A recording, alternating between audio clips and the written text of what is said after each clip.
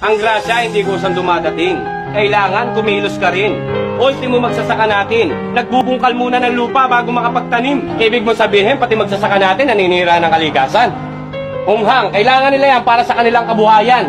Pasalamat ka sa mga yan, sila gumagawa ng paraan para magkakanin ka lang. Kundi sila nagbungkal ng lupa, kundi sila nagtanim ng punla, kung walang palay na makuha, kakain mo ba yung lupa?